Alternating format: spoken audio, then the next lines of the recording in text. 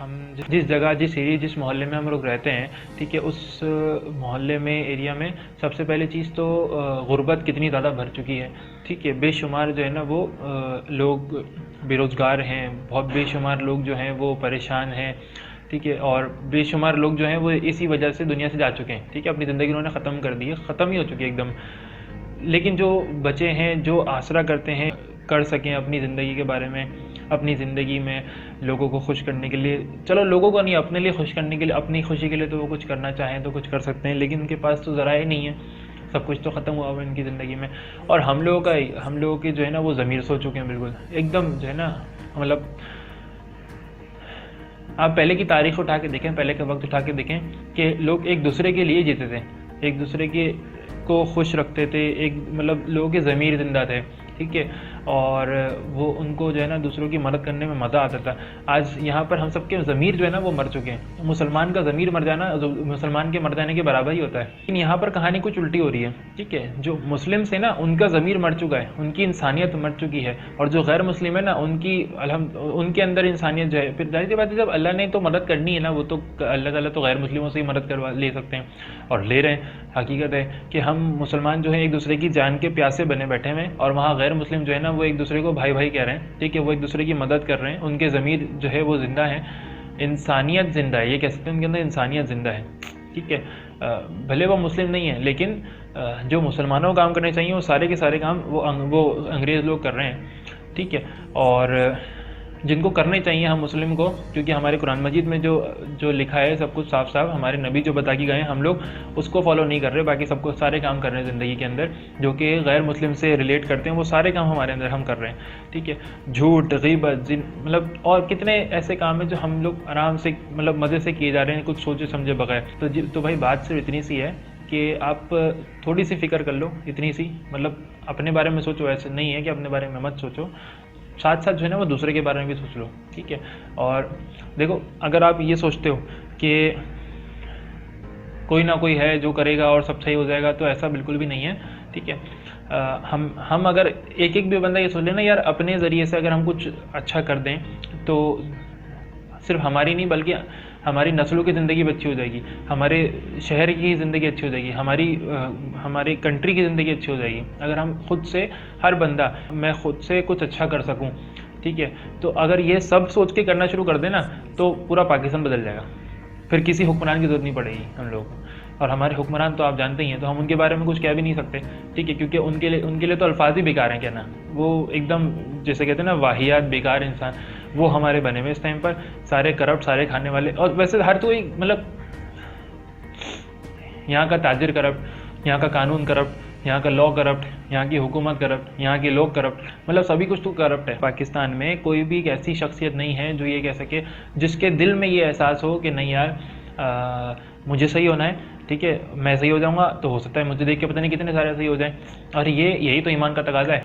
हर किसी को जो है ना वो रिश्वत अच्छी लगती है, मतलब अल्लाह माफ़ करे, ये रिश्वत, तुम लोग बगैरत के बच्चे होते हैं जो रिश्वत लेते हैं, मतलब डूब के मर जाना चाहिए उनको। सिंधी हो, बलोची हो, पंजाबी हो, इवन महाजिर क्यों ना, हर बंदा जो है ना वो मतलब अगर कहीं पर छोटे से छोटा काम भी दे रहा है तो रिश्वत के ज़रिए दे रहा है। गवर्नमेंट जॉब्स तो भूल ही जाओ, मतलब प्राइवेट इदारों में भी कहीं छोटे छोटे काम में भी, अगर लाइन लगने वाले जैसे काम में भी, यूटिलिटी स्टोर के बाहर भी अगर आपको जल्दी अंदर जाना तो रिश्वत चल रही है। इससे बड़ी जलालत क्या होगी उन लोगों के लिए कि जो बाकायदा एक हदीस है कि राशि वल मुर्तशी फिन्नार, रिश्वत लेने वाला देने वाला दोनों जहन्नुमी। अबे भाई, मतलब बाकायदा तुम लोग को जहन्नुम का सर्टिफिकेट मिल रहा है और तुम लोग बासानी ले रहे हो, और देने वाले दे भी रहे जहन्नुम का सर्टिफिकेट एक दूसरे को, कि साफ साफ पढ़ के इन्हें के बाद भी, मतलब हमारे नबी ने बता दिया, अल्लाह ने बता दिया, उसके बावजूद भी जो है वो रिश्वत आम हुई हुई है। हर बंदा ले भी रहा है, हर बंदा दे भी रहा है, अमीर लोग दे देते हैं, और जो है वो लेने वाले, मतलब ऐसी इंसानियत मर गई है, ऐसे जहालत उन पर आम हुई हुई है, ऐसी कुत्तापन उनके अंदर छाया हुआ है। मैं और कौन सा गंदा लफ्ज़ इस्तेमाल करूं कि वो रिश्वत लिए जा रहे हैं और लोग दिए जा रहे हैं, और ना लेने वाला सोच रहा है ना देने वाला सोच रहा है, और इस तरह पूरी ज़िंदगी का निज़ाम चल रहा है। अबे भाई भाड़ में जाए ऐसा निज़ाम यार, मतलब आप कुछ अच्छा करने की ताकत रखते हो, सलाहियत रखते हो तो करके दिखाओ ना। ऐसे क्या कि रिश्वत लेके अपने काम करवा रहे हो। नहीं चाहिए ऐसा काम जहाँ पर रिश्वत देनी पड़ जाए, नहीं करना ऐसी अच्छाई जहाँ जो हमें रिश्वत के बोझ तले दबा दे, या हमें जो है वो क्या कहते हैं अपना इंसानियत ही हमारी ख़त्म करके रख दे और जो है वो हमें दरिंदे से भी बदतर बना दे। ऐसी ऐसी हमें जो है ना वो ना रियासत चाहिए, ना ऐसे लोग चाहिए और ना ही ऐसा मुआशरा चाहिए। हमें ऐसा मुआशरा चाहिए जो कि एक दूसरे से घुल मिल के रहने वाला हो, अखलाक के साथ रहने वाला हो, अच्छाई से रहने वाला हो, बुराई का नामो निशान मिट जाए और हर बंदा जो है ना एक दूसरे का दर्द समझने वाला हो। कम से कम बस इतना चाहिए, ताकि फिर इस आपने वो कॉल सुना होगा हज़रत उमर फ़ारूक के ज़माने में लोग ज़कात लेके निकलते थे कि कोई ऐसा मिल जाए जिसको, जो मुस्तहिक हो, जिसको ज़कात जो है हम दे सकें। वहाँ ज़कात लेने वाला कोई नहीं था, ऐसा भी ज़माना गुजरा है। और यहाँ पर तो साले अमीर के औलादे जो हैं उनको अगर वो मतलब साहिब सताज नहीं भी होंगे ना, ज़रूरतमंद नहीं भी होंगे तब भी वो ले लेंगे। मतलब उनके पीछे जो है वो करोड़ों का माल छुपा पड़ा हुआ है, फिर भी वो लेके रख लेंगे।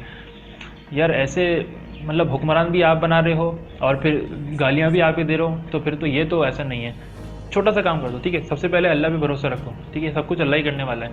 ये जो है ना ज़बानी इकरार नहीं चाहिए, दिल से इकरार चाहिए कि भाई अल्लाह पे भरोसा रखो, अल्लाह ही करने वाला है। दूसरी चीज़, डरो नहीं किसी से। गलत है, गलत नज़र आ रहा है सामने, वो भी बोलो चिल्ला के, भाड़ में जाए सामने वाला बंदा, दफ़ा हो जाए, मर जाए, वो फना हो जाए, कुछ भी हो जाए, ठीक है। गलत से डरो नहीं, चाहे फिर वो आम बंदा हो, चाहे वो अमीर बंदा हो, चाहे वो कानून हो, चाहे वो फिर कोई भी हो, ठीक है ना। डरना नहीं सामने वाले से, कुछ भी हो जाए। आप उसको गलत कर रहे हैं ना, जवाब दो उसको सामने से, क्योंकि आपके नबी, आपका अल्लाह कहता है कि आप जो है वो कि अगर गलत होता हुआ देखो, ठीक है, अगर उसमें इतनी ज़रूरत है तो उसको हाथों से रोको, अगर इतनी ज़रूरत नहीं है तो उसको ज़बान से रोको, अगर इतनी भी ज़रूरत नहीं है तो उसको फिर दिल में बुरा समझो। लेकिन ये ईमान का सबसे आखिरी दर्जा है, आखिरी दर्जा हमारे यहाँ। तो हम तो गलत काम कर रहे हैं, शौक से कर रहे हैं हम तो ये कौन सा ईमान का, ये तो ईमान का हिस्सा ही नहीं होना, फिर तो मतलब ईमान ही ख़त्म हो गया हमारा। यार कम से कम मुझे तो बहुत बुरा लगता है ये सब चीज़ें, ठीक है। गलत नज़र आता है, मैं बोल देता हूँ। तो मैं चाहता हूँ कि यार मतलब मैं अकेला ना हूँ इस पूरी रियासत के अंदर, और भी हैं जो कैसे लोग, ठीक है, तो वो भी इसको फॉलो करें। बस इतनी सी हाथ जोड़ के गुजारिश थी कि आप लोग जो है वो सिर्फ अपने लिए ज़िंदगी ना गुजारें। इस मुल्क में बहुत सारे ऐसे लोग हैं जिन लोगों को आपकी ज़रूरत है। अगर आप ही लोग मदद नहीं करेंगे तो एक गैर मुस्लिम तो आके मुसलमान की मदद नहीं करेगा ना, ठीक है। तो हमारी हुकूमत तो हमें बेच देगी, एक वक्त आएगा हम लोग बिके हुए होंगे, हम दोबारा गुलाम बन जाएंगे। हम गुलामी से हमें कायदे में निकाला, हम फिर दोबारा गुलामी की तरफ जा रहे हैं, गुलाम बन चुके हैं, तकरीबन बन चुके हैं, और वो बच्चे कुछ वही बन जाएंगे। फिर उसके बाद सिर्फ रोते रह जाएंगे हम, तो कुछ भी नहीं बचेगा।